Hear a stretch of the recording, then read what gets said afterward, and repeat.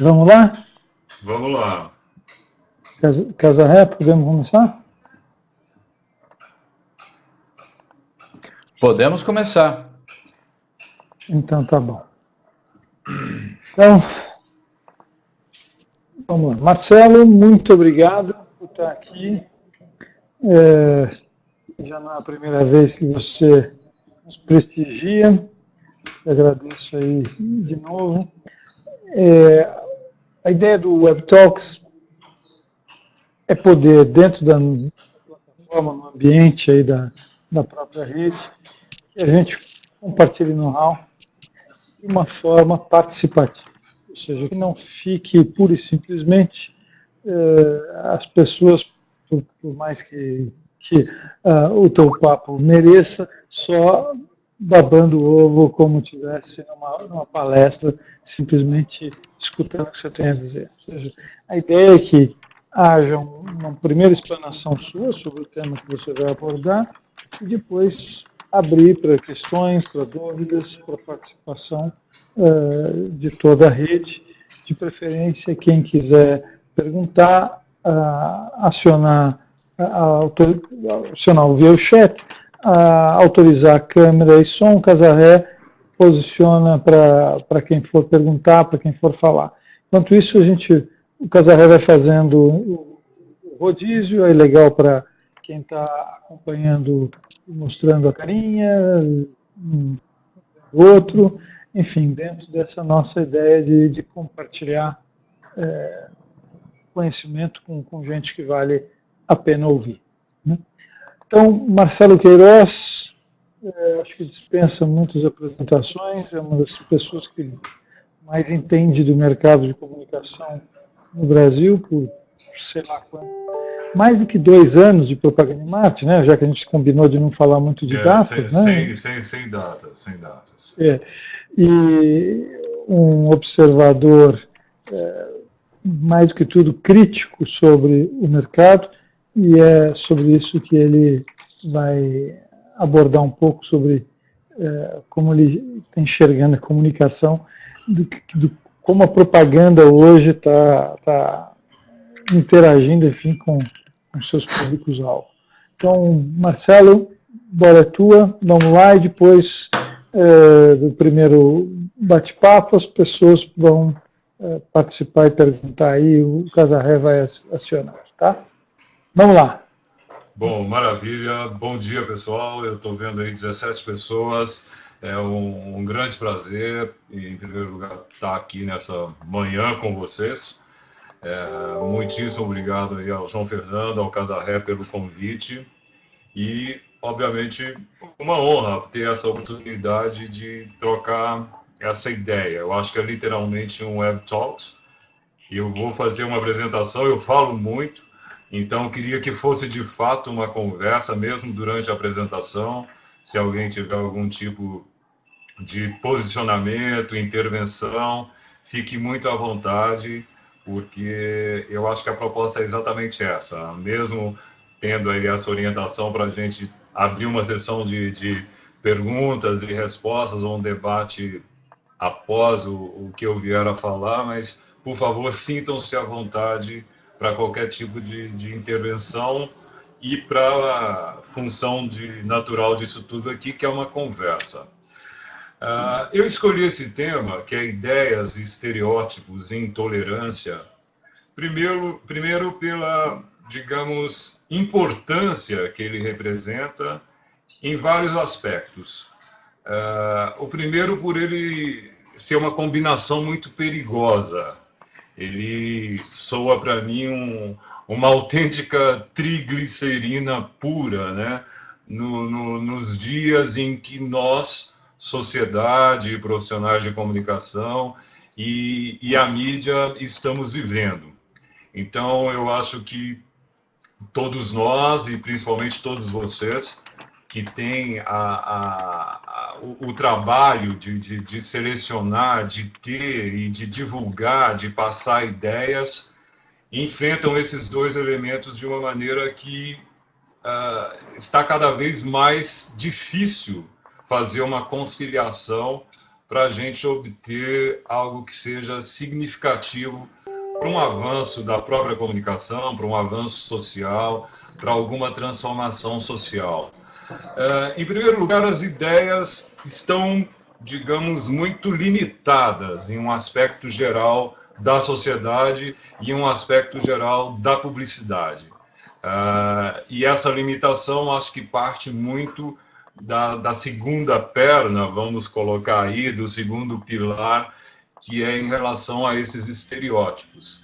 Então, eu acho que no universo publicitário, no universo da mídia, e isso eu coloco fundamentalmente a informação, a divulgação, a notícia, né, a forma pela qual nós todos estamos submetidos a obter, né, essa matéria-prima que é a informação e que ela acaba sendo um elemento catalisador de ideias, ela já está muito comprometida. Então, a mídia já tem uma visão distorcida em relação à própria apuração dos fatos. Isso é um problema que tem se tornado muito sério, principalmente para quem lida com a informação, como eu, para quem lida com notícias, isso em qualquer área. Então, temos aí desde fenômenos da pós-verdade ao fenômeno da fake news e a própria, digamos, multiplicação, né, das fontes de informação. É óbvio que a geração de conteúdo do usuário, a geração dessa informação, ela tem uma importância ímpar no desenvolvimento da informação e no desenvolvimento da sociedade, porém, ela também nos proporciona, né, nos gerou, criou aí um ambiente que ele está muito mais, digamos, prejudicado em relação à qualidade das ideias. Então, as ideias como um todo, elas estão, digamos, as boas ideias principalmente, mais difíceis de serem, talvez até expressas, manifestadas e fundamentalmente veiculadas. Então, temos aí toda a própria distorção social da informação e dos fatos, que pode ser, né, uma das fontes de ideias, e isso a gente acrescentaria a esse problema aí questões que talvez sejam mais sérias para o universo da comunicação, que envolvem tanto os policies de anunciantes, os policies da própria mídia e os policies da própria criação. Então, tudo isso vem aí num contexto em que a publicidade e a mídia em geral fica cada vez mais, digamos, preocupada ou engessada ou restrita ou com uma maior dificuldade em apresentar o que seria o considerado ideal, né, para uma ideia, que é uma inovação, que é algo que de fato apresente um diferencial para o segmento de produto ou de serviço com o qual você está trabalhando, para o seu target específico, para uma necessidade da sua marca, ou para uma necessidade bem pontual que possa envolver não apenas um problema da marca, mas fundamentalmente um problema social. Então, em síntese, as pessoas estão menos propensas, né, a apostar em grandes ideias, porque elas estão cercadas cada vez mais de estereótipos que podem, digamos, criar uma espécie de repressão a essas boas ideias. Então, quando eu coloco essa preocupação que é uma preocupação que eu tenho tido muito frequentemente, e essa proposta aqui desse Web Talks é fazer uma reflexão sobre isso, não apenas uma reflexão, mas uma provocação, de fato, né, de como as ideias estão sendo processadas no ambiente de hoje, não só no ambiente da sua agência ou da sua empresa, mas no ambiente da mídia, no ambiente do mundo. As pessoas estão, digamos, muito mais limitadas, seja com fórmulas, seja com pesquisas, seja com estratégias e técnicas de ROI, seja com a pressão, né, do próprio imediatismo. que a nossa sociedade está cada vez mais vivendo, né, uma urgência que ela só aumenta, e o aumento dessa urgência acaba, na minha opinião também, proporcionando maiores dificuldades para esse universo das ideias num aspecto de criatividade, de eficácia, de mostrar diferenciais que tanto a mídia e fundamentalmente a publicidade precisam, e obviamente, e que o mundo precisa. Então, nesse universo, né, de que todos nós dependemos, trabalhamos e de alguma maneira temos a ideia como matéria-prima, eu acho muito importante fazer essa reflexão de como essas ideias estão sendo processadas nesse dia a dia, com essa realidade de uma informação que ela precisa ser cada vez mais melhor monitorada, né? Hoje, apesar de termos tantos recursos e tantas ferramentas de informação, com pesquisa, com dados qualitativos e quantitativos, mas tudo isso nos deixa, às vezes, com aquela teoria do Schwartz, de que mais é menos, né? Com uma maior dificuldade de estabelecer essa qualidade das ideias e de como o mundo está absorvendo essas ideias e de como a mídia está funcionando, né, para ser uma plataforma dessas ideias. Ela está aberta a ideias que de fato possam ser inovadoras, né? Quantas vezes você tem uma ideia de uma veiculação, de um trabalho que possa ter um impacto X num grupo de consumidores Y, e essa ideia já morre, ela é natimorta, ou nem consegue sobreviver, porque você sabe que a própria mídia do seu mercado, seja nacional, global, internacional, ela já apresenta uma limitação, seja de custo, seja de viabilização dessa ideia. Então, é um momento muito, digamos, delicado para a gente fazer essa reflexão, porque ela envolve todos esses agentes, mas fundamentalmente tem que ter uma participação mais ativa e talvez uma maior ação que de fato nos proporcione uma maior abertura para essas ideias, ou seja, de que todo esse ambiente, de alguma maneira, a gente comece a fazer uma transformação para que não fiquemos tão dependentes, né, de tudo isso que está sendo, na minha opinião, cerceado, está sendo roubado do processo das ideias, está sendo roubado do processo criativo. Então, essas ideias que surgem, seja em qualquer área de mídia, planejamento, pesquisa, produção, realização, então, é muito importante estimular as ideias e é muito importante fazer com que essas ideias possam ter algum tipo de avanço nessa circunstância de retrocesso que a gente está vivendo, apesar de termos tantas oportunidades, talvez como nunca se viu antes, em termos de inovação, em termos de atingir seus determinados públicos, mas aí vem, digamos, exatamente a natureza dessa ideia, né? Se vale a pena o que ter uma quantidade X de views numa mídia online ou de likes, ou que tipo de repercussão e que tipo de, digamos, quando você começa a trabalhar todos essas escalas, né, de alcance, até que ponto a sua ideia está voltando, ela está evoluindo, em vez de representar uma evolução ou algum passo para que essa ideia possa, de fato, efetivar uma transformação, seja de marca, seja de comportamento de consumidor, seja de acompanhar, né, uma realidade de algum tipo de target ou do mercado ou da sociedade como um todo.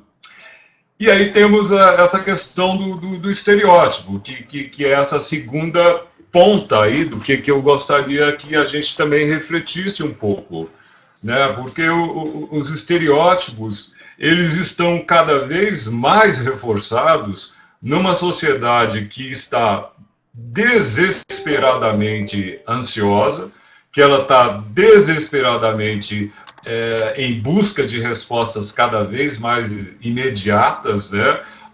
Em relação, seja a própria solução de problemas, a própria solução, a busca de alternativas, né? Estamos com um número de, digamos, de devices ou de mecanismos estimuladores que eles podem fazer muito bem para o nosso cérebro, mas que, ao mesmo tempo, na minha opinião, tem feito um trabalho de impedimento de melhores análises, de abrir a cabeça um pouco mais para uma série de valores que talvez eles não estejam, digamos, reais, eles não estejam, de fato, aptos ou hábeis a refletir o que é esse momento da sociedade. Então, e eu com isso, né, que eu estou vivendo esse monte de estereótipos, seja no meu ambiente familiar, no meu círculo de amigos, no meu trabalho, e quanto mais você amplia isso, você vê que esses estereótipos exercem um predomínio que é natural, né? Eu acho que a sociedade, desde que ela se entende por sociedade, ela é sustentada por estereótipos, ela é desenvolvida, caracterizada por estereótipos, e a publicidade é um principal exemplo disso. Ela sempre trabalhou com estereótipos em qualquer tipo de situação, e o consumidor também sempre se viu estereotipado, né? O consumidor, de alguma maneira, ele vai saber que ele está sendo atingido, trabalhado ou identificado com alguma forma de estereotipia, com alguma forma de clichê, com alguma forma de valor que o coloque numa representação de grupo, de tribo, de nicho. Espera aí, é isso que de fato está representando um atual momento da comunicação? Até que ponto esses estereótipos precisam, na verdade, por mais incoerente que seja o que eu vou dizer agora, mas que eles precisariam ser, inclusive, atualizados, porque, diante de tantas transformações, as ideias estão sendo, digamos, limitadas por estereótipos que tentam identificar o consumidor ou grupos de consumidores que também estão defasados até mesmo da atual realidade social, da atual realidade do consumidor. E esses estereótipos surgem com uma velocidade muito grande, né? Eles não param de surgir. Eu acho que se você pegar nos últimos 5 anos, toda essa geração, seja dos millennials, dos centennials, da geração X, Y, Z, ela carrega mais estereótipos do que toda a geração dos meus avós. Então, são estereótipos muito sérios, são estereótipos, digamos, que envolvem, em primeiro lugar, o comportamento de consumo, né? Hoje você já tem aí analistas, estudiosos, que eu respeito muito, mas que já conseguem caracterizar o hábito, né? ou o perfil de consumo de uma criança de 4 anos de idade. De como ela consome YouTube, de como ela consome mídias sociais, de como ela se relaciona com algum tipo digamos, de aparelho, né, que tem uma conexão com a internet. Então, até que ponto esses estereótipos estão sendo, de fato, pelo menos contribuindo para alguma forma de que as ideias possam propagar algo mais interessante, ou se eles estão apenas transmitindo um monte de limitações a essas próprias gerações, né? Que o consumidor, o que ele está sendo cada vez mais rotulado, e acho que com estereótipos que são, repito, desatualizados. Quando você tenta, digamos, definir, seja esse grupo que eles já chamam de Centennial, que nem é o Millennial, ou que seja uma geração Z, que está mais disposta a ter um resultado social, ao adquirir um produto, ou uma geração que está mais preocupada com mobilidade, é uma geração que, diferente da minha, não tinha um carro como status e que hoje está mais preocupada com a mobilidade urbana e que prefere usar um aplicativo de transporte, seja de táxi, de carona compartilhada. Até que ponto esses estereótipos não estão moldando essas pessoas de uma maneira em que o nosso pilar anterior, as ideias acabam estacionando ali num lugar comum e impedindo, digamos, que a publicidade, a mídia e essa própria sociedade se desenvolva de uma maneira, primeiro, mais tranquila, porque está ficando cada vez mais pressionada diante de tantos estereótipos e diante de uma ausência de grandes e boas ideias que possam contribuir para que elas, talvez até mesmo, sintam-se menos forçadas a seguir esses estereótipos. Porque se você pega aí hoje a autêntica geração digital, então ela já está totalmente estereotipada como essa geração digital, ela é nativa, né, do computador, é aquele bebê que ele nunca viu uma foto em papel e que ele já pega uma revista e ele começa a passar aquela revista como se fosse um tablet. Isso é fato, né? Isso é verdade. Até que ponto isso não está sendo totalmente estereotipado para que essa geração seja considerada digital de uma maneira que esse digital ninguém sabe definir exatamente como é, e ele começa a ser cada vez mais carregado de estereótipos, cada vez mais carregado de clichês. Então, e esses clichês envolvem tudo, envolve a maneira que essas pessoas se vestem, você tem a tribo do skatista, você tem a tribo, né, do cara que gosta de pedalar e ele usa aquela bermuda que é bacana, mas que está quase lá no meio das pernas, ele está reproduzindo um estereótipo que ele acha aquilo bonito, porque do jeito que talvez usar um salto alto nos anos 70 foi um estereótipo digamos, deixado, né, praticamente imposto por alguma forma de padrão de beleza feminino, que a mulher tinha de ser alta. Então, ou seja, esses estereótipos estão, na minha opinião, se repetindo de uma maneira que as pessoas não estão se preocupando com essa repetição, com essa reprodução. São imposições diversas de corpo, de padrões de beleza, né, de tipo de moda, né, e isso é o quê? É o que a gente vê, talvez, desde que a sociedade, né, se organizou em torno de questões do vestuário e etc., de como esse vestuário separava quem tinha dinheiro e quem não tinha dinheiro, quem era aristocrata e quem não era, quem era de uma casta social X e uma casta social Y, como também os relacionamentos, né, seja um relacionamento entre pessoas do mesmo sexo, entre pessoas de sexos diferentes, entre sexuais. Então, a sociedade continua repetindo esses clichês, e esses clichês, digamos, eles têm um espaço diante de transformações que não suportariam mais esses clichês. É muito interessante você ver hoje a maior emissora de TV do país, em pleno horário da novela com maior audiência, abordar uma questão como, né, o transexual.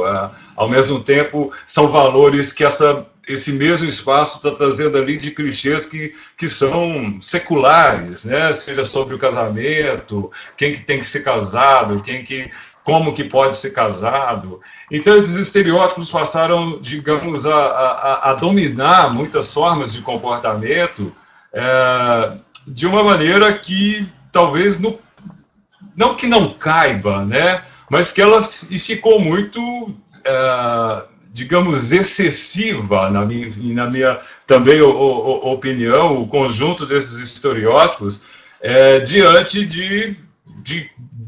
dessa série de clichês que representam sociedades, gerações, tradições que elas ainda cabem no mundo de hoje, mas que elas precisariam ser repensadas.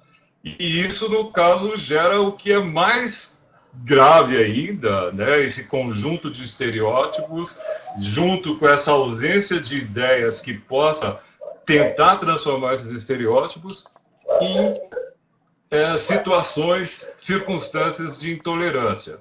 E que também, voltamos, e eu com isso, né? E o meu trabalho com isso, e as minhas ideias com isso. O mundo está cada vez mais intolerante. Não é um problema de São Paulo, não é um problema de Campinas, não é um problema de Juiz de Fora, não é um problema de Bento Gonçalves, não é um problema de Alepo, não é um problema de Las Vegas, não é um problema da China, onde você tinha até há poucos meses o Prêmio Nobel da Paz preso, né? Você tem aí, digamos, perseguições a tipos de comportamento que não cabem, né? Não cabem mais esse tipo de perseguição, seja por questão religiosa, política.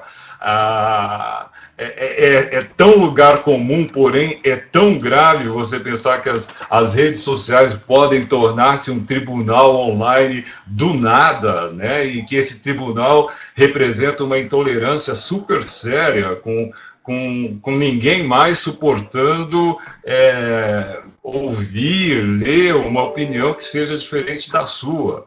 Então, essa intolerância, ela acaba gerando uma série de gravidades, né, de situações muito sérias, de absurdos mesmo, na sociedade, que envolvem de tudo, desde uma questão política, né, como a gente viveu no Brasil, ou está vivendo no Brasil nesses últimos anos, em que simplesmente as pessoas falam, eu vou eliminar não sei quantas pessoas da minha rede social, como se ela estivesse falando que, sei lá, ela vai eliminar um joguinho qualquer, ou eliminar umas peças que ela não quer mais. As pessoas parecem que estão cada vez menos dispostas a, de fato, ter uma liberdade de expressão. Elas estão menos tolerantes com o que seria, né, a divergência, a diversidade de opinião, e isso gera situações que são muito graves, né? Se você pensar o que há de exemplos de intolerância com crianças, né, com a mulher, com gays, com lésbicas, com negros, com judeus, e uma série de outros absurdos, e que todo mundo está vivendo essa intolerância num clima de e eu com isso?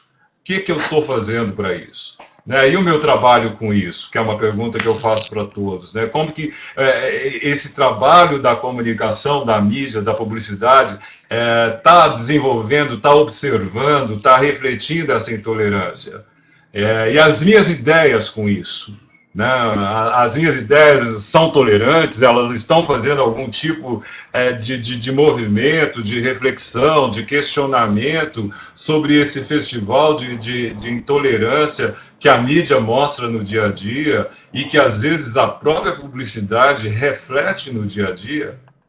Então, em tudo isso, eu também tenho uma simples teoria, uma simples ideia, que não tem nenhuma comprovação, obviamente, científica, de que tudo isso que a gente está avaliando, ou seja, as ideias com os estereótipos e essa intolerância, ela representa, além de uma triglicerina pura, né, do que a gente de fato está fazendo para tentar transformar isso.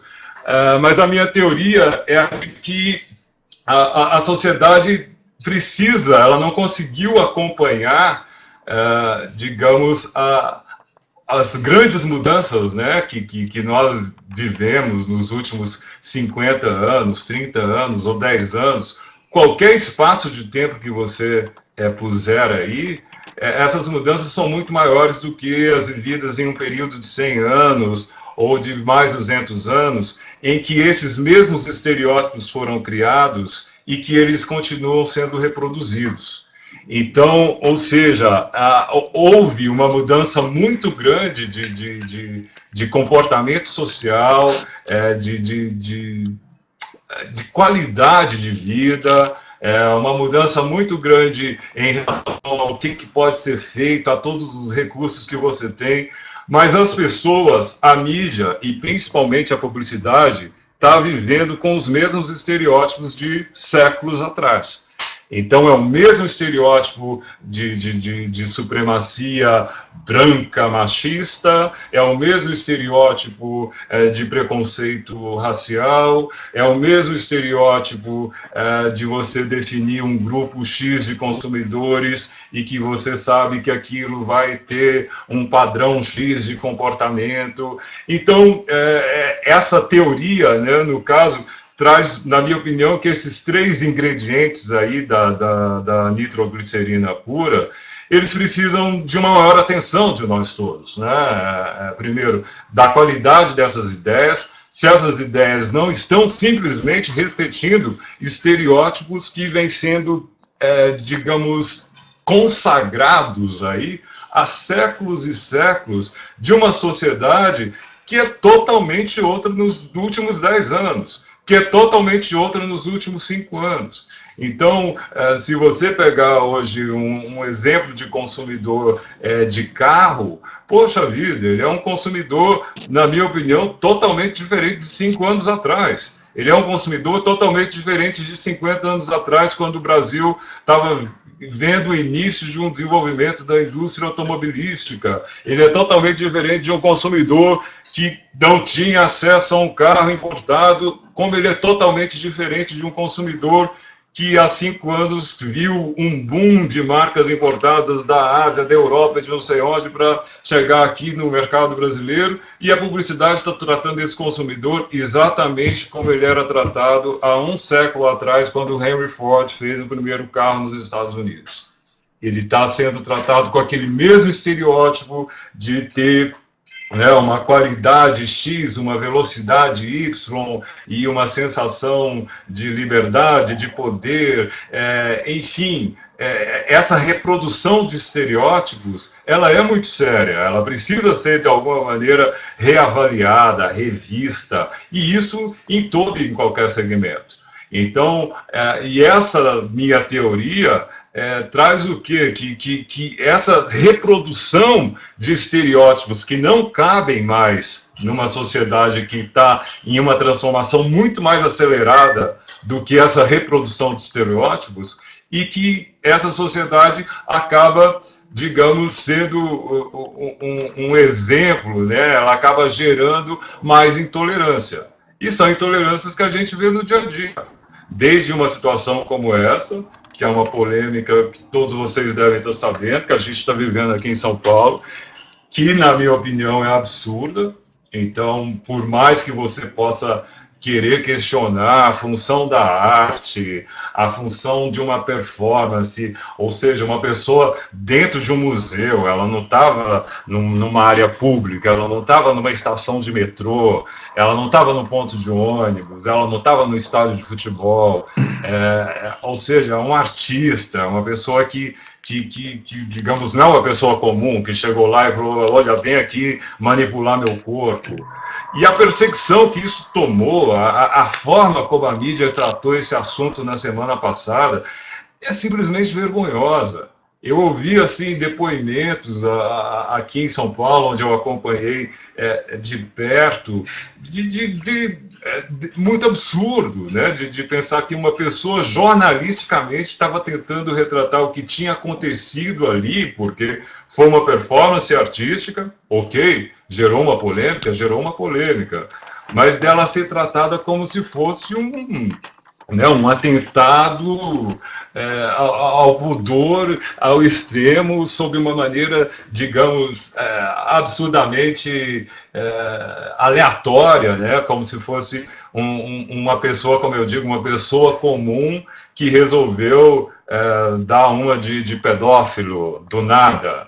Então, assim, onde estamos? Né? Que intolerância é essa com a arte, que eu acho que pode ser aí um campo, né, que se mostra hoje mais vulnerável a isso. Mas a arte é apenas um exemplo, porque eu acho que essa intolerância está, de fato, em todas as outras áreas. Né? Se você pegar até mesmo esse massacre maluco em Las Vegas e a forma como a polícia vai investigar agora os motivos que teriam levado, né, esse suposto lobo solitário a cometer esse massacre e etc. O que eu vejo assim por trás disso é uma grande intolerância em todos os sentidos. Né? Uma pessoa que eu jamais vou entender o motivo que teria levado ele a cometer esse massacre, esse crime, mas ele representa uma intolerância inclusive dele mesmo, uma intolerância do que ele não conseguiu, ou do que ele almejou e não conseguiu, se ele tinha um problema mental, se ele tinha um problema existencial, financeiro, não vem ao caso, mas tudo isso representa essa intolerância. Como também artisticamente temos esse outro exemplo de intolerância, né, vivenciado lá em Porto Alegre, que eu chamo até de um escândalo de marketing cultural do Banco Santander, também com essa exposição, né, do Queer Museu, que pela primeira vez um cara resolveu fazer, uma curadoria e, digamos, a forma como que isso primeiro foi conduzida, né, como a polêmica foi conduzida pelo próprio banco, pela própria direção do Santander Cultural, representa uma intolerância que ela é inadmissível nos dias de hoje. Ela é muito inadmissível para a sociedade que se transformou tanto nesses últimos anos e que, de repente, se vê obrigada a carregar um monte de estereótipos que vêm sendo, repito, reproduzidos aleatoriamente, insistentemente, no decorrer, né, dos últimos séculos, das últimas décadas, seja lá o tempo que a gente quiser, para gerar essa situação de intolerância. E que é uma situação que aí você fala, poxa, e aí? O que as pessoas estão fazendo? Que ideias elas estão tendo para tentar, de alguma maneira, se posicionar contra isso? Né? Eu achei tudo muito tímido. Tanto, primeiro, a mídia. Né? A cobertura da mídia, ela já parte, a maioria das reportagens, principalmente as reportagens dos meios eletrônicos, seja a internet, né, que é onde tudo se viraliza, é onde tudo começa, e é o vídeo que a pessoa assistiu e que ela não aceita aquilo, que ela viu naquele gesto, né, algo que ela considerou abusivo, ou seja, ela se mostra intolerante para aquilo, e a mídia começa a repercutir isso de uma maneira de reprodução dessa intolerância. E você não vê nesse processo, né, demora muito a surgir uma ideia que pelo menos faça assim, opa, peraí, gente, né, tem um outro lado. Uma semana depois que estão pensando na criança, no caso do BAN, uma semana depois que estão querendo saber como que está a mãe que permitiu e monitorou o filho que participou da performance. Então, assim, tudo assustador, na minha opinião. Porque o que se vê aí é uma ausência de uma ideia que pudesse ter imediatamente ou mais rapidamente surgido para combater, ou para pelo menos atualizar esse estereótipo que está, digamos, sustentando uma situação de intolerância. Bom, isso posto, eu gostaria de falar de alguns fatos, né? Esses fatos de intolerância, de estereótipos e de ideias que a gente, digamos, tem visto, né, nos últimos tempos, ideias que reproduzem estereótipos, elas estão em várias áreas, elas estão, há estudos diversos, né? No caso, eu procurei um mais ligado à publicidade, e que pudesse sintetizar aqui nessa nossa conversa, nesse nosso Web Talks, algo que eu considero pelo menos factual, factível, em relação a esse papo que a gente está tendo. Então, isso eu vou fazer uma breve descrição de um trabalho que foi mostrado esse ano em Cannes. Não sei quem que teve já a oportunidade de ver, ou quem esteve em Cannes, mas eu achei também um estudo muito sério e muito assustador, que foi feito, eu não sei se dá para vocês verem aí, mas aqui é uma área de inovação da J. Walter Thompson. Mais precisamente, eles têm uma divisão lá chamada de tribos feministas ou tribos femininas, junto com Dina Davis, que é aquela atriz que ela tem esse instituto sobre o gênero na mídia já há algum tempo, e esse instituto fez neste ano em Cannes um amplo estudo sobre o preconceito, né, o viés de gênero na publicidade. Então, é um estudo que está disponível online, tem um site da J. Walter Thompson Intelligence, um Google simples é possível achá-lo, mas ele traz assim, dados muito interessantes, porém muito assustadores diante disso que a gente está falando, que é exatamente esse conjunto de ideias, estereótipos e intolerância. Então, esse estudo avaliou 2.000 comerciais, ou seja, é um volume muito significativo. 2.000 comerciais em língua inglesa que foram premiados ou classificados como shortlist no Festival de Cannes nos últimos 10 anos, mais precisamente entre 2006 e 2016. E esses 2.000 comerciais que eles avaliaram, no caso a J. Walter Thompson e o Dina Davis Institute, foram produzidos e criados nesses países aí, tá? Nos Estados Unidos, no Reino Unido, no Canadá, na Austrália e na Nova Zelândia. Então, como eu disse, são resultados muito assustadores, que desses 2.000 comerciais, de todas as categorias, aí, né, vamos falar em todas, porque 33 é de fato muito representativo de tudo que o mercado produz, veicula e etc. Então, ou seja, são 33 categorias de produtos e serviços, incluindo de cosméticos a seguros, tanto de carro quanto de vida. E desses 2.000 comerciais, em 25% deles, somente homens aparecem na tela. Então, eu achei muito interessante, que é um estudo que exatamente para avaliar essa disparidade, né, da presença, da questão do gênero na publicidade. E em somente 5% deles há o destaque para mulheres. Então, essa é a primeira grande e assustadora conclusão do estudo.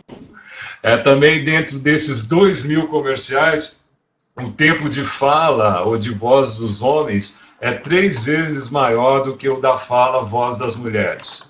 E o número de papéis masculinos é simplesmente o dobro do número de papéis femininos.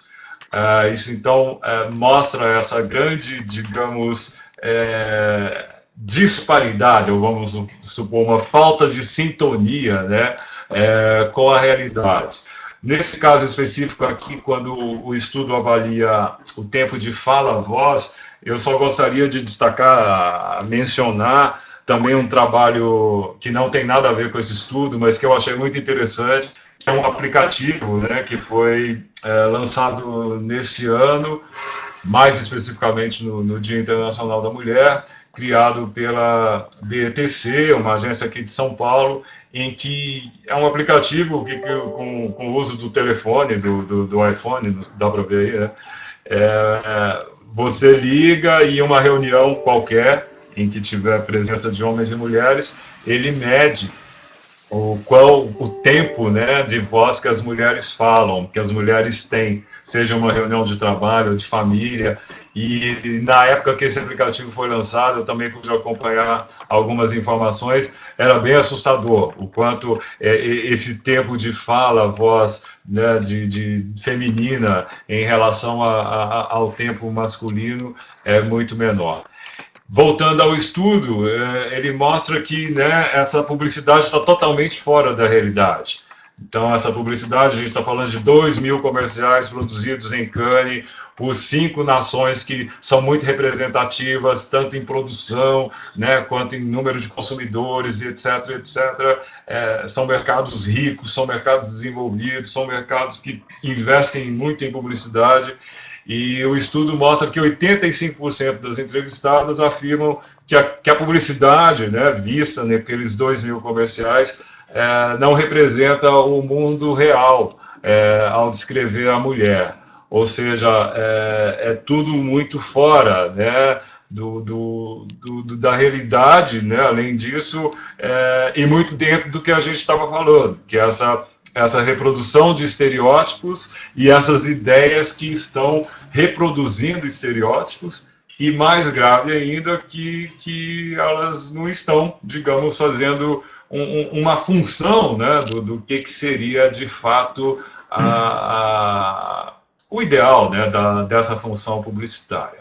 Então, fica uma dica aí para quem tiver interesse.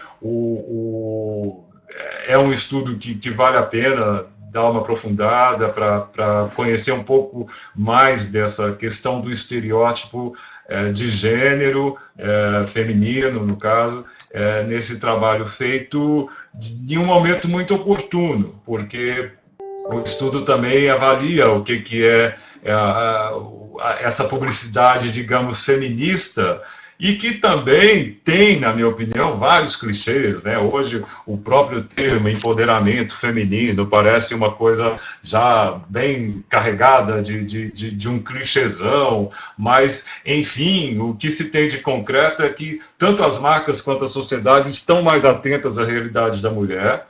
Eu acho que há motivos mais do que óbvios, né, e necessários para isso. O tanto que a mulher ganhou em posições de liderança, tanto no mundo corporativo quanto no universo político.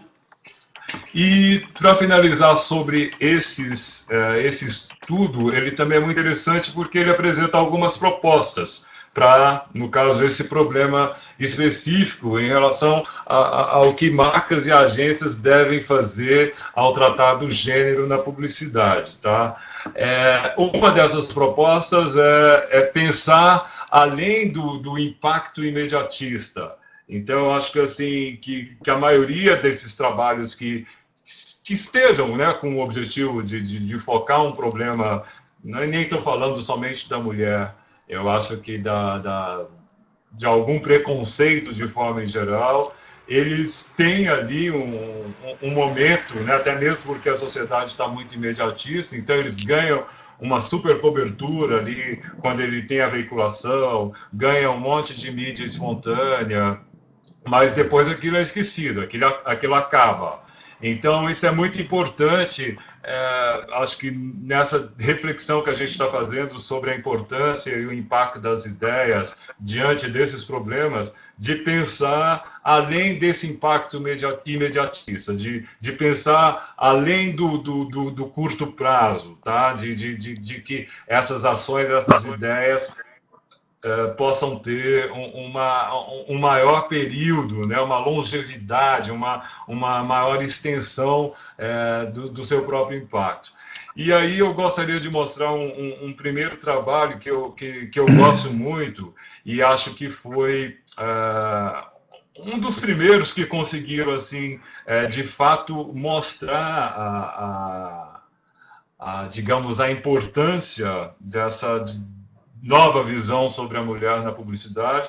Deve ser um case que todos vocês também conhecem ou já ouviram falar, mas eu gostaria de mostrar o vídeo aqui rapidinho, que é um trabalho da Léo Burnett de Chicago, que ele começou a ganhar maior notoriedade a partir de 2015, com esse trabalho que chama-se Like a Girl, que já foi traduzido aqui no Brasil, ele já está numa nova versão, mas ele mostra um pouco disso, né? Ou seja, ele está com uma extensão. Ele foi lançado, se não me engano, em 2014, e até hoje essa campanha ganhou o mundo, que é da Procter & Gamble, e vamos dar uma olhada no filme. Hi, Aaron. Show me what it looks like to run like a girl. My hair. Show me what it looks like to fight like a girl. Now throw like a girl. Aw. So do you think you just insulted your sister? No. I mean, yeah, insulted girls, but not my sister. My name is Dakota, and I'm 10 years old. Show me what it looks like to run like a girl. Throw like a girl. Fight like a girl. What does it mean to you when I say run like a girl? It means run fast as you can.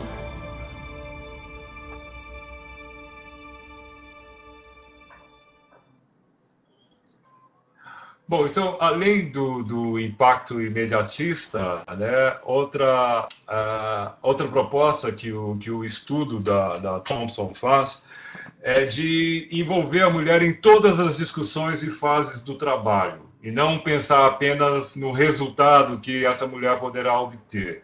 Eu acho isso muito interessante, que, assim, de fato, ter a presença da mulher nos bastidores da campanha, no estúdio, na produção do filme, na imagem, nas decisões de mídia, que essa participação da mulher, ela de fato, ela é efetiva, ela vai, digamos, fazer trazer um melhor resultado, porque acaba sendo nonsense, né? Você achar que um trabalho que queira fazer esse desafio voltado para uma nova realidade da mulher não tem a presença da mulher, né?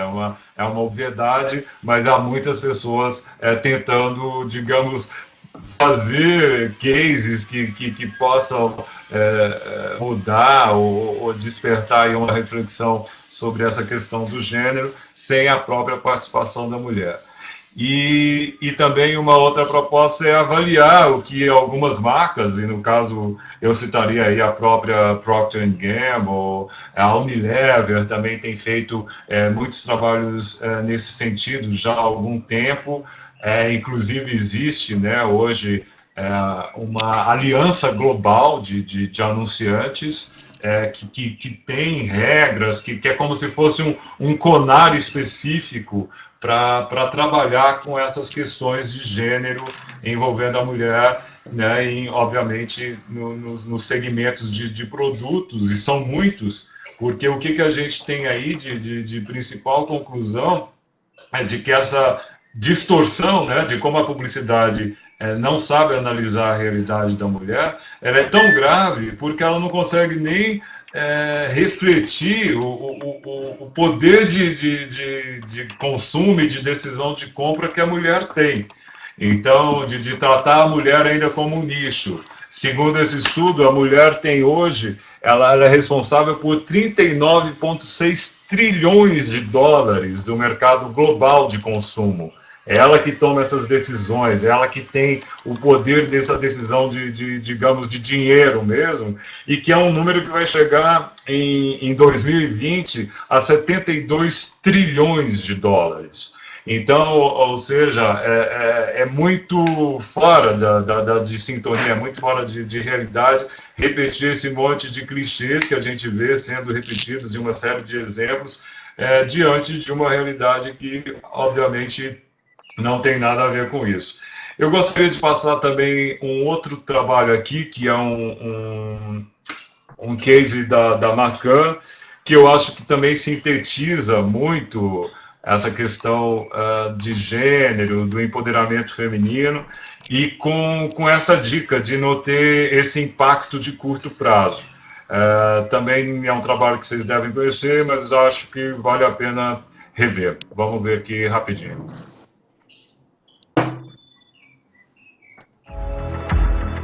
And the problem is this: women are not making it to the top of any profession anywhere in the world.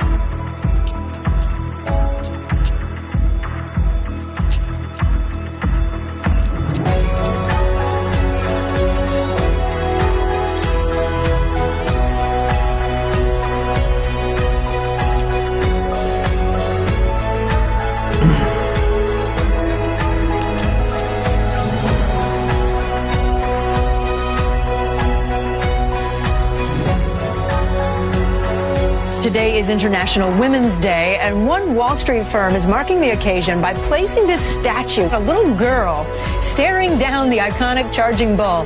The new image was put up by State Street Global Advisors. A powerful little girl. Representing women's daily experience of having to face a ton of bull. There's certain values like diversity that have a return. The fact that the industry has acknowledged this fund is quite important. The most famous girl in all of New York City. The fearless girl. 겁없는 소녀란 이름의 La Niña Sin Miedo. People young and old are flocking to her. The fearless girl on Wall Street has already made a lasting impression. It's the hottest selfie in town still. As she's become a social media phenomenon, Fearless Girl has also become a broader symbol of female empowerment. 19,000. 25,000. 28,000. 30,000 people have already signed a petition to keep the statue here longer. The Fearless Girl will be allowed to remain at her post.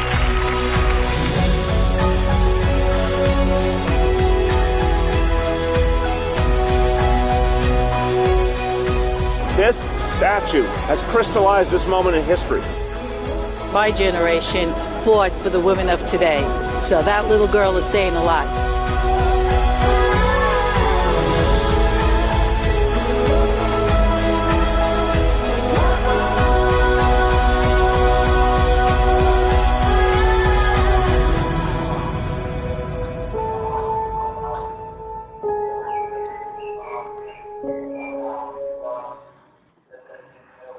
Bom, ainda desse aspecto da questão de gênero, eu gostaria de mostrar mais um filme que eu também acho muito legal em termos do pilar ideias, que é um filme que tem acho que exatamente um ano, é de uma agência sueca, para a rede de lojas H&M, e que foi feito por uma coleção de roupas, obviamente, mas que mostra, na minha opinião, a realidade da mulher de uma maneira atraente e criativa. Vamos dar uma olhada para ver o que vocês acham.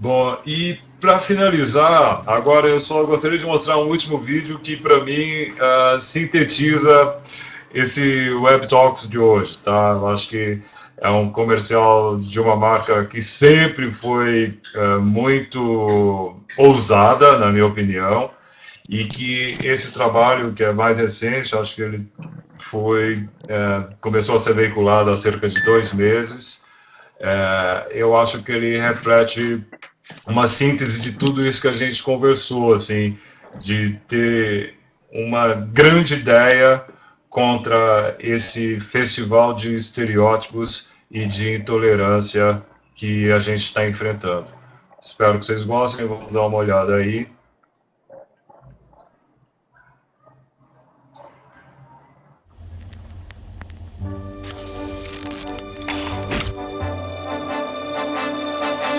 Go with no plan.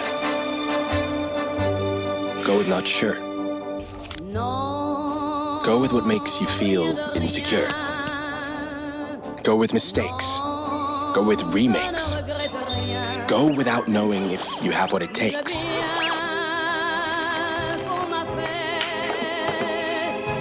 Go with the whoops. Go with no doubts. Go if it doesn't look as good as it sounds. Go with the hunch. Go with, oh, fuck. Go like you'll never run out of luck. But go out in the open and go with pride. Grab a front seat and enjoy the ride.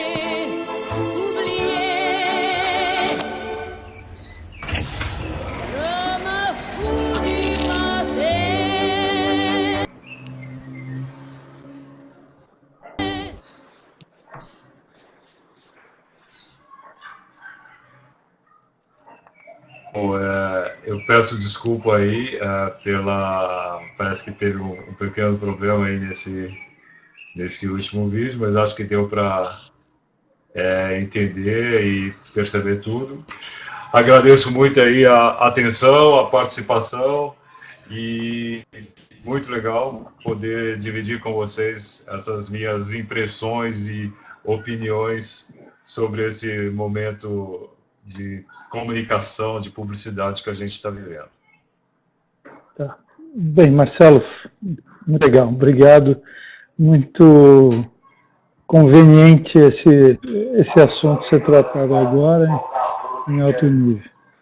Eu queria só pontuar uma coisa, coincidentemente, que esses dias, enquanto estão tendo esses absurdos que estão acontecendo no Brasil, em São Paulo, entrar no museu e protestar bem, quase praticamente ofender artistas, perseguir, fechar exposições, que no Châtel, aqui na Suíça, acabaram de colocar uma vagina gigante nas principais praças da cidade. Em Versailles, há pouquíssimo tempo, colocaram um plug anal gigante. E uma vagina gigante também em Paris. Então, eu acho que isso tudo, ações artísticas, gosto ou não, ninguém está discutindo gosto pessoal, mas realmente é a história da liberdade de expressão e que a publicidade sempre esteve à frente. A publicidade sempre buscou esticar os limites das coisas. Essas peças que você colocou aí explica e expressa bastante bem isso. Então, eu acho bastante adequado que nesse momento a gente levante essa questão para que a publicidade possa fazer o papel cultural que ela tem, né? E quanto mais independente uma agência, quanto menos os clientes têm que responder a alguém na matriz, ou seja, o perfil de cliente com que nossas agências atendem, mais forte pode ser exatamente esse papel. Então, só queria pontuar essa história. Eu acho importante nesse momento. Muito bom. Joca!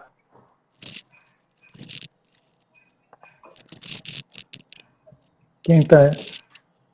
Casarré, quem que é? O Joca caiu bem na hora que você chamou. Ele caiu não, olha. Ele caiu da sala.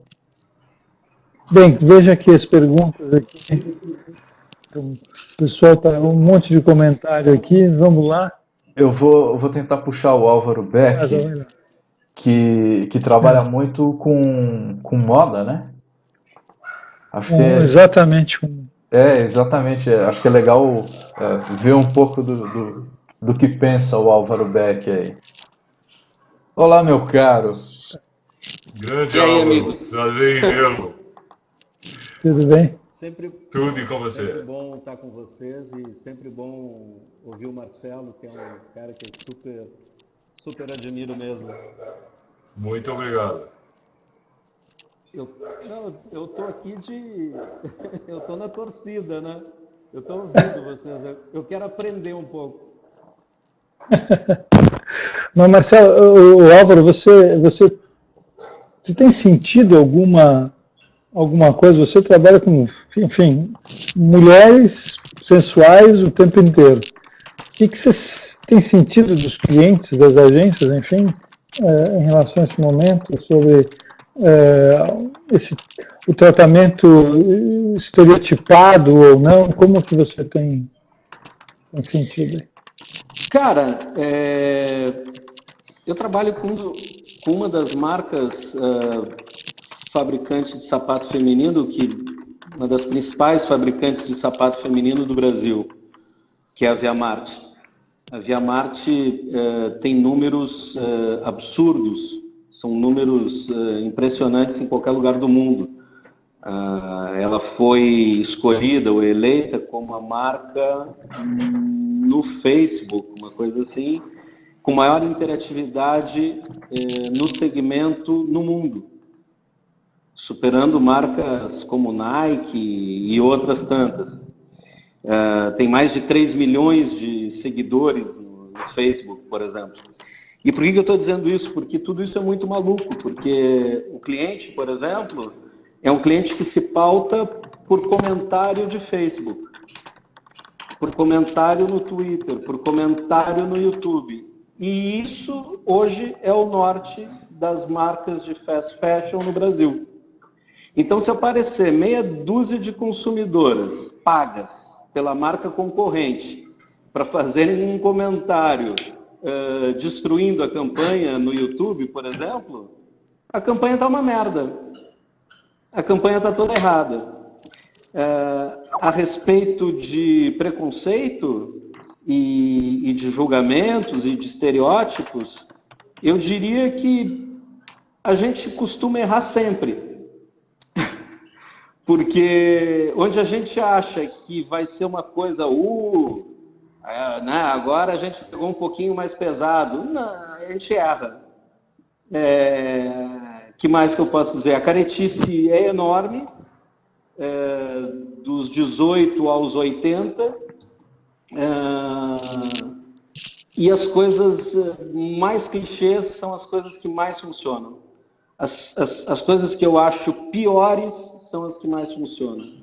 É horrível, mas pelo menos no Brasil é assim que a gente percebe, assim, isso que eu sinto.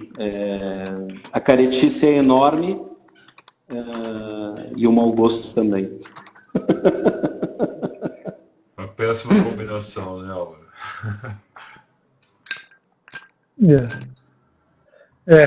É um momento complicado. O Marcos comentou aqui, o Marcos está com som aí, Marcos?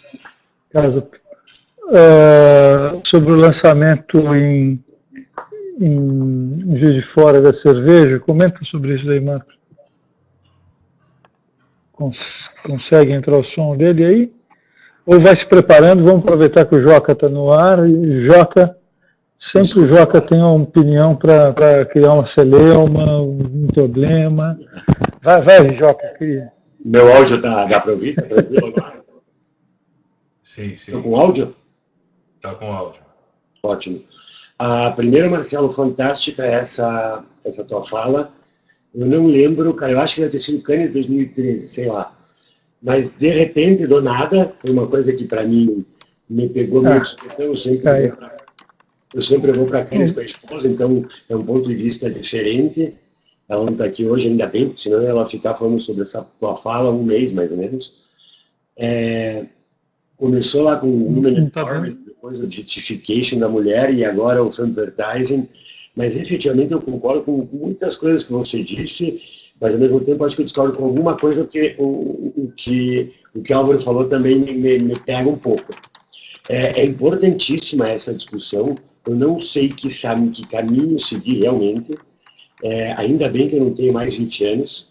Agradeço isso, porque se eu tivesse que enfrentar 40 anos, eu não sei o que eu faria.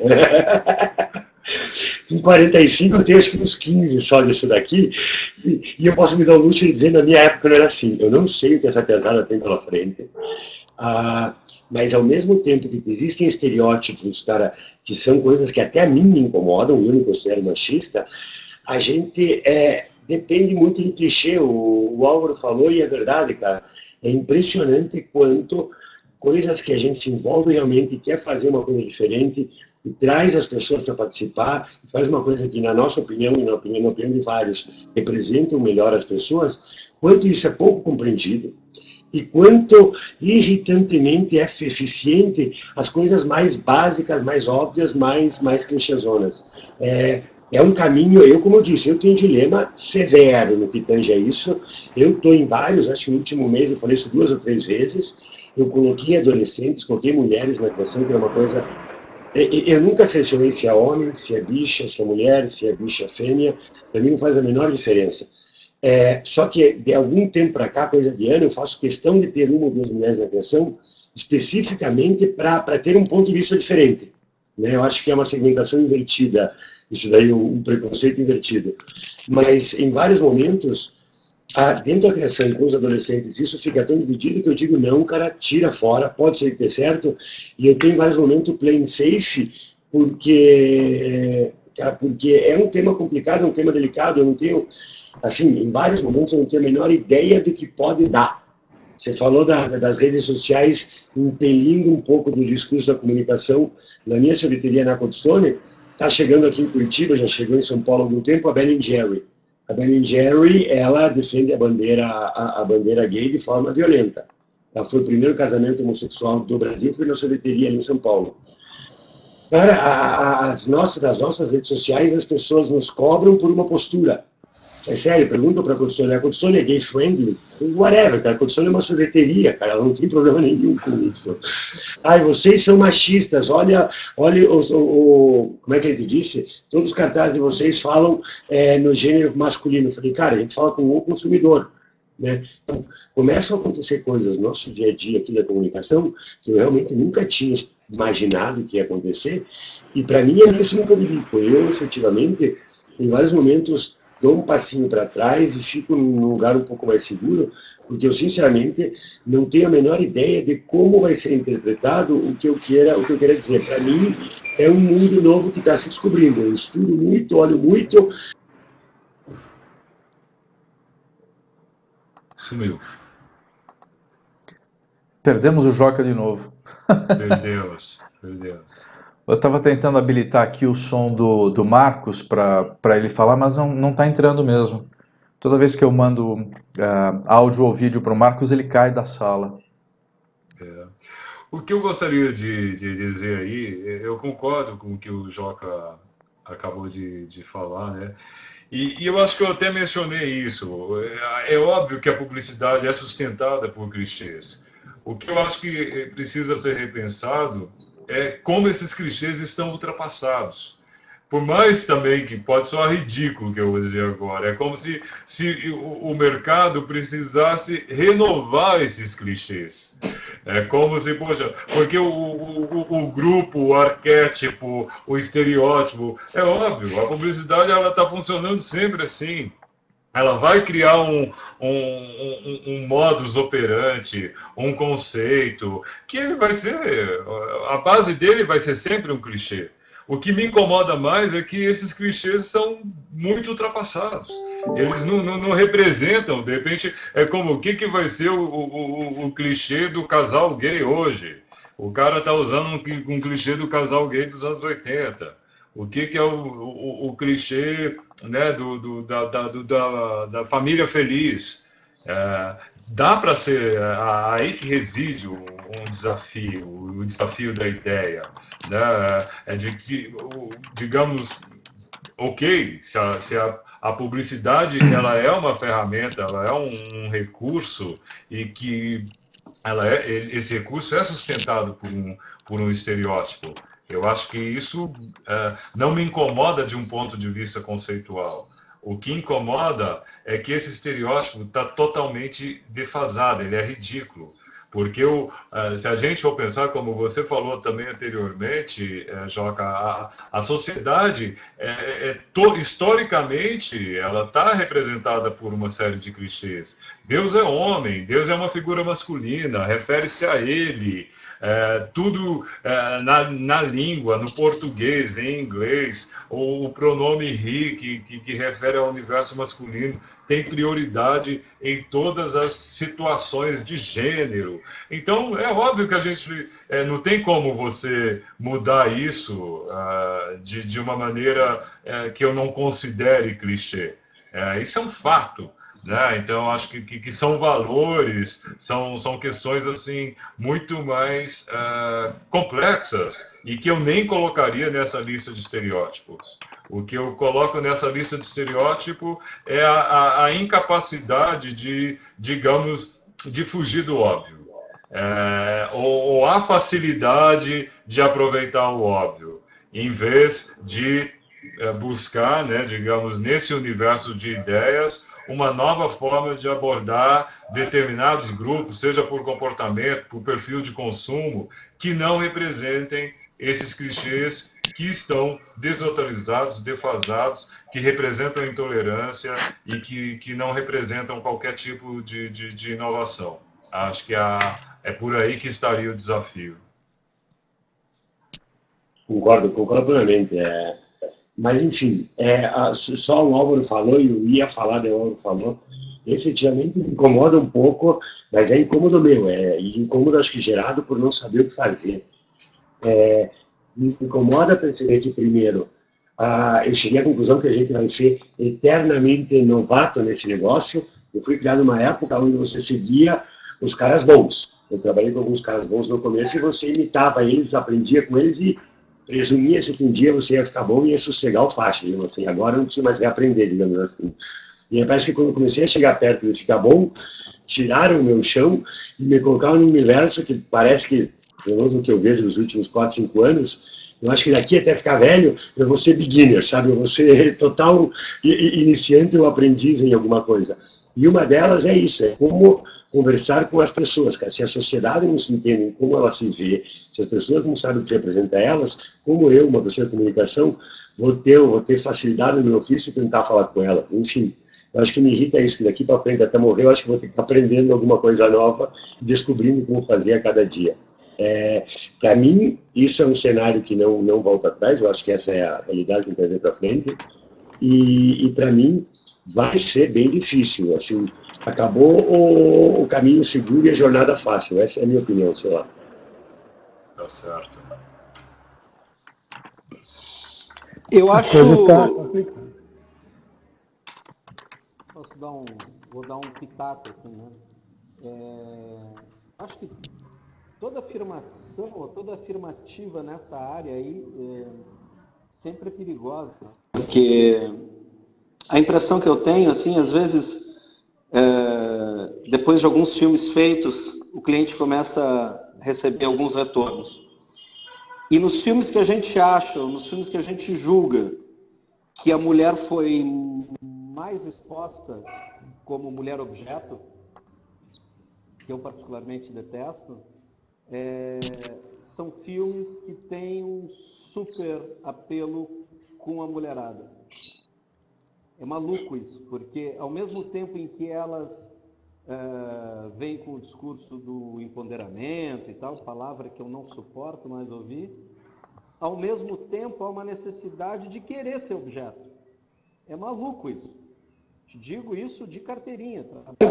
Com um desses clientes há 7 anos. E coisas para mim que são grosseiras, que são violentas, que são aviltantes, grosseria. Uma determinada cena, por exemplo, que eu não criaria, que eu não faria. Mas a minha cliente quer. Ela acha bacana. Ela acha que a mulher está sendo desejada, que a mulher está sendo... que a mulher está sendo sexy.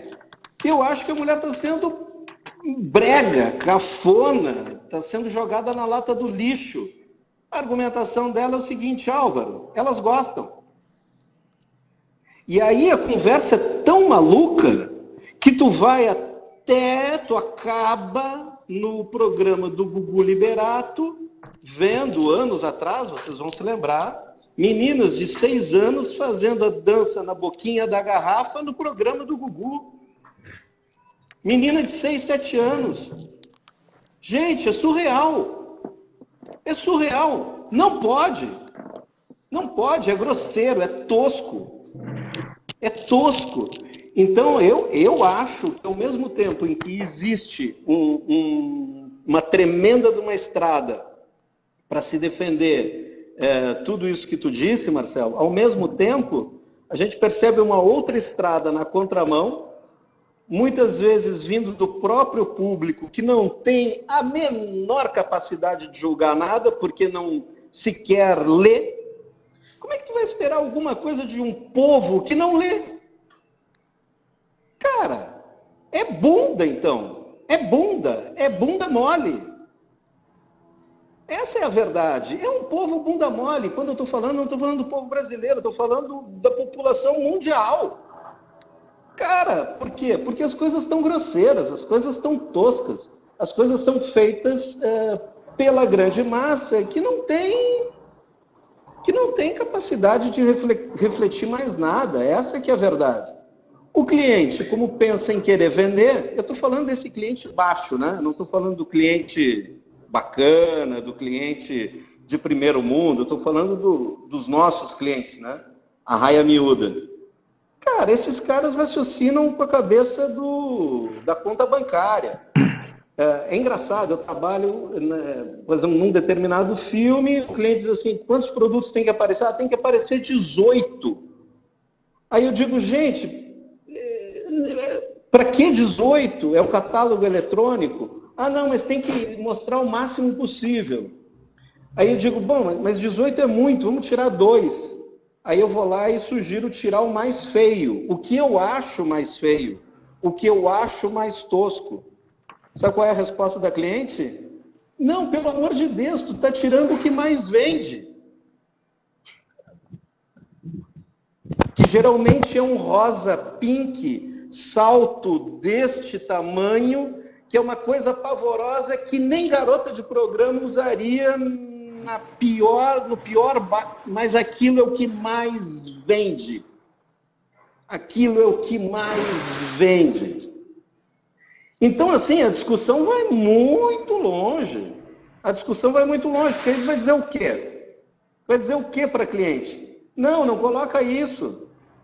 Não, aquilo ali é o que vende.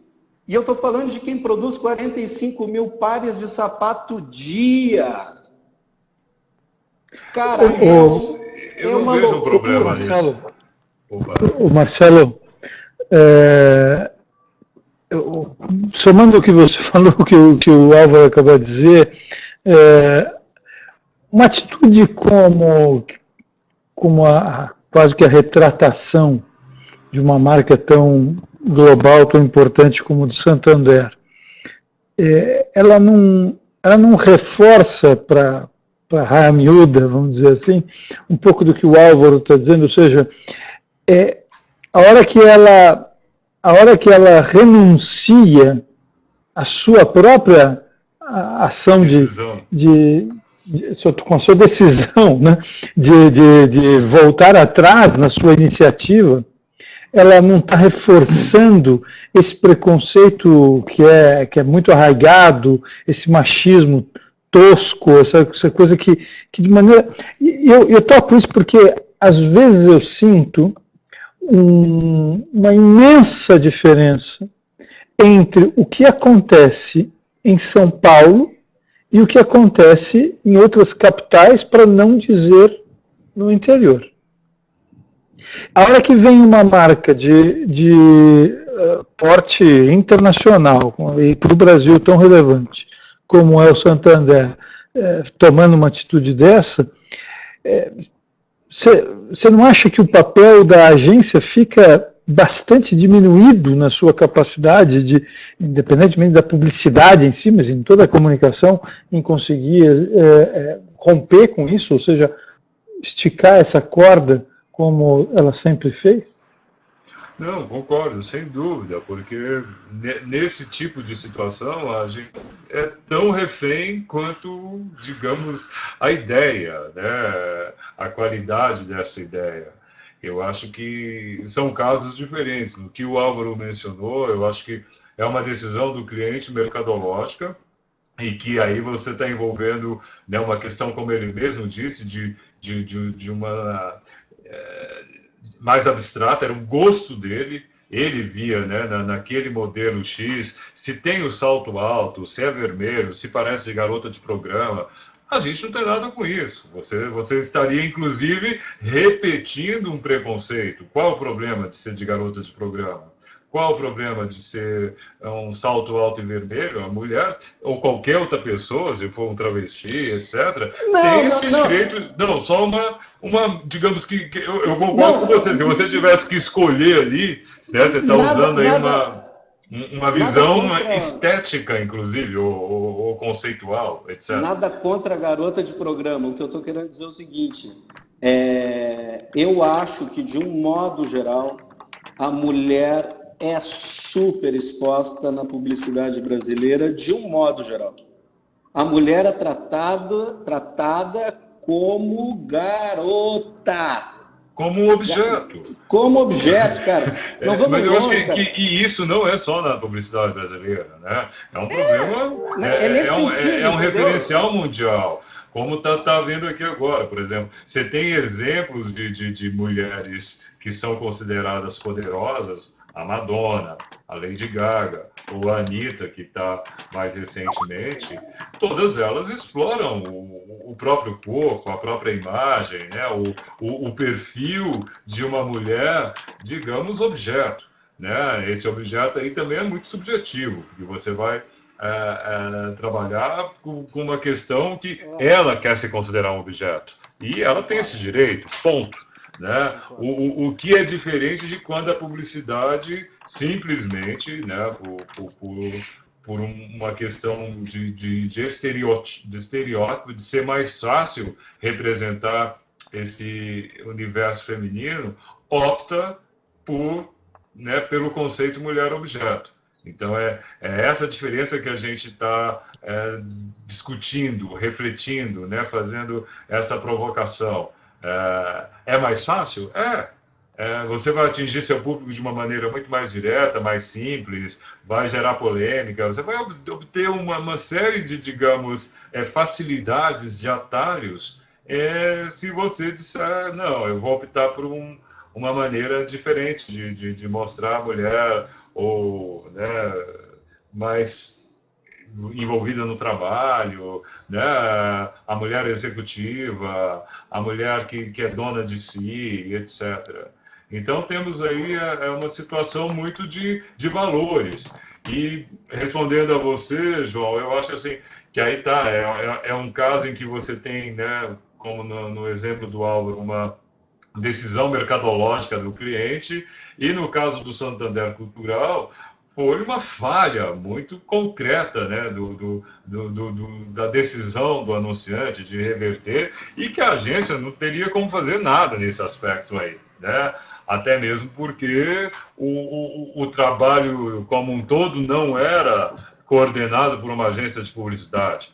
Ou seja, existe, né, uma divisão, um Santander Cultural, pessoas ali que são teoricamente especialistas em marketing cultural, que têm um conhecimento, que tomaram essa decisão e que falharam, na minha opinião, ao, digamos, não sustentar, né, uma decisão, ao simplesmente recuar. E talvez essa decisão nem seja uma falha pura e simplesmente da divisão do marketing cultural. Pode ter sido uma decisão imposta. O presidente ou o diretor X falou, não, cancela isso aí que eu não quero mais saber. O cara não teve a sensibilidade ou a responsabilidade, seja lá o termo que a gente queira usar, e que talvez, né, tenha faltado aí ao banco uma forma de se posicionar de uma maneira mais digna, entre aspas, né? De que, poxa, eu tomei... O comunicado deles é patético, né? É um comunicado oficial, um comunicado para a imprensa, uma questão tipo tirando totalmente o corpo fora e não assumindo um posicionamento de profissional, de um anunciante, mesmo que seja, tomamos essa decisão, mas simplesmente porque não queremos polêmica, né? É muito vago, é frouxo, é falho. Então, de talvez, ok, uma agência, aí no caso, poderia ter entrado com algum tipo de ação midiática que fosse uma espécie de gerenciamento de uma crise de imagem do Santander nesse aspecto aí, que seria também um enorme desafio. Mas, enfim, uma agência, primeiro, ela não estava envolvida, né? Se você considerar hoje quais são as agências do Santander, a Talent e a Salve, elas nem estavam envolvidas no projeto e hoje estão numa posição que elas nem querem se envolver se o assunto é um problema, né? Então, vão esperar a poeira baixar e pronto. Eu queria... O Vinícius tinha acabado de entrar, a câmera saiu, casa. O Vinícius está em Portugal. Deixa eu tentar puxá-lo de volta, peraí. Nós não estamos com um problema de conexão com a Guatemala, uma pena, porque eu queria saber exatamente essa perspectiva fora do Brasil nesse momento, essa comparação, acho que é legal. Será que o Vinícius consegue? Está rodando câmera. Opa! Bom te ver. Valeu, cara. Abraço, apareça. Um abraço. Valeu, obrigado, viu, cara? Outro, obrigado. Falou, velho. Abração. Obrigado. Tchau, tchau. Obrigado. Tchau, tchau. Não, Vinícius conseguiu? Não. Bem. Tô tentando. Conseguiu, Casa? Tô tentando. Ele caiu lá e não tô conseguindo trazer ele de volta. Bem, então eu queria agradecer, Marcelo, a gente tinha gente da Argentina, gente de Portugal e da Guatemala, seria interessante ter a posição deles, mas não estamos conseguindo fazer a câmera rodar lá. Bem, felizmente. Te agradecer, eu acho esse assunto, como você falou, super importante, o papel das agências fundamental. E nisso, eu acho que às vezes ela tem que ser conivente, mas ela pode tentar furar o bloqueio. Eu acho que esse seria o principal. E eu acho que encerramos aí com a Gisele Cid, com a cara do Marcos, que eu acho que coroa Marcos exatamente invadiu o perfil da Gisele. Coroa a discussão, acho que deu... A melhor opinião até agora é essa que o Marcos acaba de dar, entrar via computador da Gisele. O cara realmente, ele quer fazer é ousado, né? É uma ousadia. Marcelo, bom, eu que agradeço, obrigado. Foi ótimo, muito legal, parabéns aí pela iniciativa e espero ter, enfim, que vocês tenham curtido da maneira que eu curti. Muito obrigado pela atenção, pela participação e um grande abraço a todos aí. Muito obrigado, pessoal. Valeu. Até Cascais, dia 3 e 4 em Portugal, com o League Summit. Um abraço, até lá. Marcelo, obrigado, abração, valeu. Obrigado a todos, um abraço. Valeu, tchau, tchau.